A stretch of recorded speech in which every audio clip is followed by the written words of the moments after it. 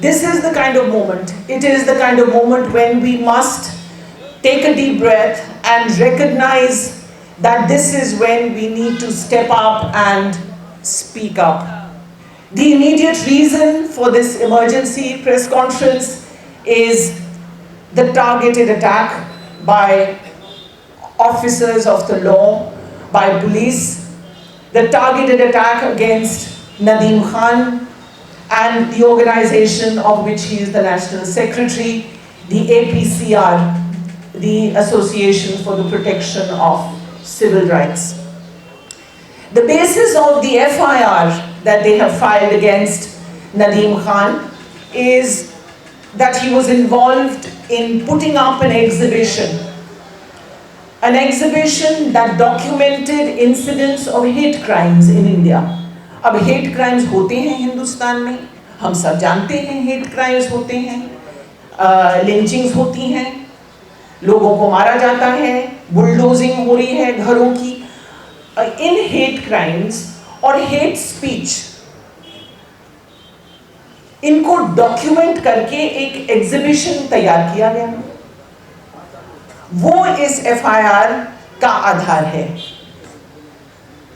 और अगर आप ये, अब हमारे पास क्योंकि वकील इस मंच पर मौजूद हैं, तो ये सेक्शंस BNS के कौन से लगाए गए हैं उन पर ये लोग ही ज़्यादा बेहतर बताएं.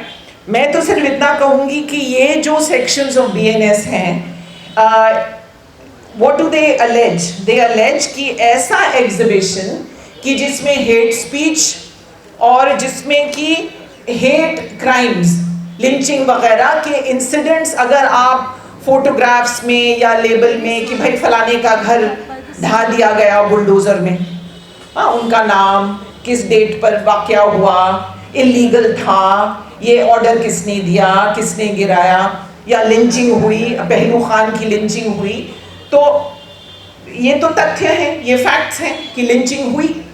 अब उसको हमने डॉक्यूमेंट करके ऐसा एक एग्जीबिशन तैयार किया जो डॉक्यूमेंट करे कि भाई ये हिंदुस्तान भर में हो क्या रहा है, हेट क्राइम्स हो रहे हैं, हेट स्पीचेस हो रही हैं. This is the basis of the FIR. और BNS के सेक्शंस जो लगाए गए हैं उसमें क्या धाराएं हैं, चार्जेस हैं कि भाई ऐसा एग्जीबिशन तैयार करने से ग्रुप्स के बीच में एनमिटी तैयार हो जाएगी, ऐसा एग्जीबिशन. और ये भी धारा है कि आप you are spreading false information और आप समाज में डिसहार्मनी बढ़ा रहे हैं, ऐसा एग्जीबिशन. ये हैं धाराएं जो नदीम खान के खिलाफ तैयार की गई हैं. ये धाराएं देख करके फिर एहसास होता है कि भाई ये तो वक्त है कि हम खड़े होकर के कान खोल करके सुने कि वास्तव में ये हो क्या रहा है. This is really not about Nadeem Khan or about APCR. अगर आप इन धाराओं को गौर से देखें और ये टारगेटेड अटैक समझने की कोशिश करें, this case is, and I want you to take note of what I am saying because this is the core of what I want to say today and why I am here today. This case is really about recasting the most basic act of citizenship and of democracy into something criminal. It is about redefining a very basic right that I have as a citizen and calling it criminal. And I'll explain what, it sounds bizarre, but this case is turning meaning on its head. It is delegitimizing our right, all our rights, to name injustice and to seek justice for that injustice. That is what this case is essentially doing. So I'll give you an example. उदाहरण के तौर पर हम में से कोई भी इस मजमे में, इस प्रेस कॉन्फ्रेंस में, can any of us decide that we want to, in this space or in some other space, any other space, can we have an exhibition? Any one of us organize an exhibition and say, bhai, I don't like this hate speech, I don't like hate crimes, मुझे एक exhibition तैयार करना है, आपको करना है, मुझे करना है, किसी को भी करना है. और हमने एग्जीबिशन तैयार किया जिसमें फोटोज हैं, जिसमें नाम है कि भाई इतने इतने लोगों की लिंचिंग हुई हिंदुस्तान में, ये कोई गौरव की बात तो नहीं है, लेकिन देखिए एक बतौर नागरिक हमें हक है कि अच्छाइयाँ भी उजागर करें और जो नाइंसाफियाँ बुराइयाँ उनको भी उजागर करें। तो अगर हम और आप चाहें एक एग्जीबिशन हम तैयार कर सकते हैं, लेकिन हमें अब बताया जा रहा है, और नदीम ने यही किया, लेकिन बताया ये जा रहा है कि देखिए नहीं, लिंचिंग करने से डिसहार्मनी नहीं फैलती, लिंचिंग की बात करने से फैलती है। वाह, बुलडोजर चलाने से समाज में उथल पुथल नहीं होता, लेकिन अगर आपने बुलडोजर इनजस्टिस के खिलाफ आवाज उठाई और उसकी तस्वीरें एग्जीबिशन, वो एनिमिटी फैलाता है। आपको बताया जाए कि भाई संभल में जो प्लेसेस ऑफ वर्शिप एक्ट की धज्जियां उड़ाई गई और अब अजमेर शरीफ में धमकी है कि वहां पर भी ये करेंगे, ये हार्मनी, डिसहार्मनी, एनिमिटी नहीं फैलाता। क्या फैलाता है कि जब 5 बेकसूर गोलियों से मारे जाएं, उनके लिए संभल में आवाज उठाना, ये एनिमिटी फैलाता है। मतलब आप तर्क समझने की कोशिश कीजिए, it is a perversion of meaning. आप तथ्यों को कह नहीं सकते क्योंकि ये डिसहार्मनी पैदा करेगा। सवाल ये है कि क्या हम और आप में से कुछ लोग ये बातें कर सकते हैं और कुछ लोग जिनके नाम नदीम खान हैं वो नहीं कर सकते।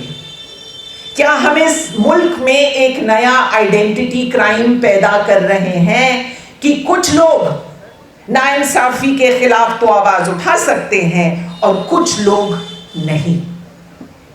ये सोचने की बात है दोस्तों, because that is exactly what is happening over here. This is what we cannot allow to go on, and this must stop.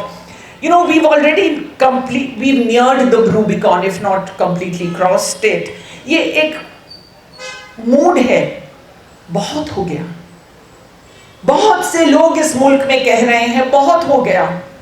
कुछ रोज पहले हमने देखा हिंदुस्तान के सबसे आला वकीलों में से एक सीनियर एडवोकेट दुष्यंत दवे जी, सुप्रीम कोर्ट में कितनी उन्होंने शानदार लड़ाइयां लड़ी हैं, माने जाते हैं। वो सुप्रीम कोर्ट बार एसोसिएशन के प्रेसिडेंट थे। कुछ ही दिन हुए, आप लोगों में से बहुत लोगों ने देखा होगा, एक इंटरव्यू में दुष्यंत दवे जी कुछ ही रोज पहले, आप लोगों ने सुना होगा, देखा होगा, वो रोने लगे। Can you imagine the sight of one of India's most respected senior advocates during a televised interview break down and cry? रोने लगे जब वो संभल के हादसे का जिक्र कर रहे थे।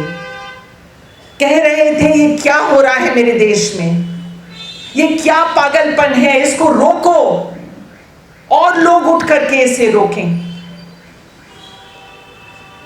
दुष्यंत दवे जी के आंखों के आंसू, he was weeping that day on behalf of many right-minded Indians in this country. Many of you are here, many of you are outside this press club, but many people are saying today, enough of this madness. Enough. We have to stop this injustice, but we cannot stop injustice if our right to speak about the injustice is criminalized. I cannot underscore this enough. मैं कितनी बार ये कहूं तो कम है, यही हो रहा है आज नदीम खान के खिलाफ। देखिए, अगर lynching, something as horrible and vile and cruel as lynching in a modern democracy, जो अपने आप को एक आधुनिक लोकतंत्र कहते हैं, वहां पर लिंचिंग जैसी घिनौनी क्रूर जब कांड होते हैं, we have to be thankful that there are people like Nadeem Khan and APCR जो जमीन पे जाकर के उन विक्टिम्स का हाथ थामते हैं और उनको सहानुभूति देते हैं और सपोर्ट करते हैं, लीगल एड देते हैं और उनकी जो जस्टिस कि इच्छा है, जिज्ञासा है, उम्मीद है, उसको कोर्ट तक ले जाते हैं. I have to say this about Nadeem because it is important. Many of you know Nadeem Khan, and for those who don't, this is who Nadeem Khan is. When homes are bulldozed, we have to be thankful for people like Nadeem, who will go to every corner of this country and hold the hands of those victims. When people are killed in Sambhal, Nadeem will be there. वो चाहे बीमार हो, उनको viral हो, वो पहुंचेंगे उन victims का हाथ पकड़ने और केसेस को कोर्ट तक ले जाने. नदीम ऐसे इंसान है. He is an extraordinary, he is a caring person, and I sit here today to say it has been my privilege and joy to know Nadeem and to call him my friend. I stand today with Nadeem and with APCR, the organization he heads, because that organization has upheld the best traditions of democracy in this country. It has given life and breath to the meaning of justice.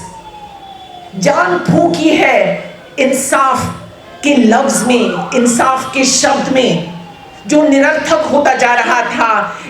ये जान फूकते हैं APCR जैसे लोग और नदीम खान जैसे लोग, और उन्होंने ये कानून के दायरे में, संविधान के दायरे में, with in the framework of the constitution को एक हाथ में रख करके APCR has given legal aid to the poorest, most besahara people in this country.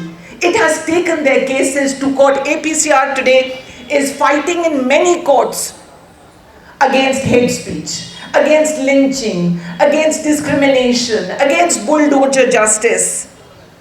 This is the vital work. This is the precious work that APCR is doing. And this is the important work for which they and Nadeem Khan are being targeted today. Sachai to ye hai. Because criminalizing Nadeem Khan and criminalizing this vital and life-giving work of APCR is tantamount to criminalizing the idea, the hope and the dream of justice.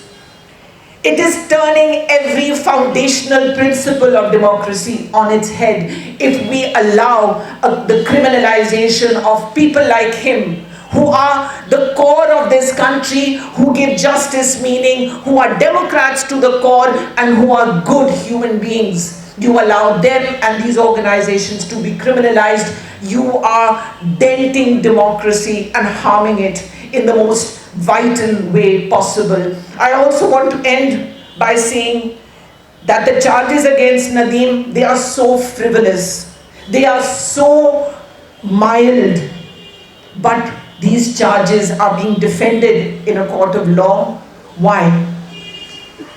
Because these charges are an excuse to send them on a roving mission, on a fishing expedition, to dig out anything and everything and to taint it and to criminalize it. ये charges तो टिकेंगे नहीं, लेकिन ये charges बहाना बन गए हैं. They will go on a fishing expedition. We need to stop this.